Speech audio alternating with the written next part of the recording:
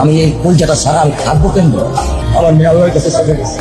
আমার মাসুমের বাচ্চাটা কি অপরাধ করছে নির্মম ভাবে আমার বাচ্চাটাকে হত্যা করলো। এই বাচ্চার কথা কেউ মনে রাখবে না, এই বাচ্চাটার কথা কেউ মনে রাখবে না।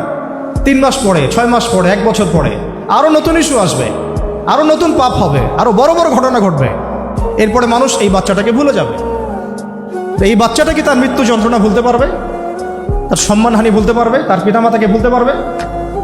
এখন প্রশ্ন হচ্ছে, তার পিতাকেও যদি আমরা জিজ্ঞাসা করি, ইসলামে রেপের শাস্তি হচ্ছে মৃত্যুদণ্ড, আর ব্যভিচারের শাস্তি হচ্ছে অর্ধেক কোমর পর্যন্ত পুঁতে পাথর নিক্ষেপ করে হত্যা করা। এবং বিবাহিত ব্যক্তি হলে এই শাস্তি, অবিবাহিত হলে 100 বেত্রাঘাত, 1 বছরের নির্বাসন এবং সমাজ থেকে বয়কট করা, আর ধর্ষণ হলে সরাসরি মৃত্যুদণ্ড। 3 মাস সময় লাগার কথা না, 3 দিনের মধ্যেই করা সম্ভব। এটা শরিয়া আইন, এটা আল্লাহ রাব্বুল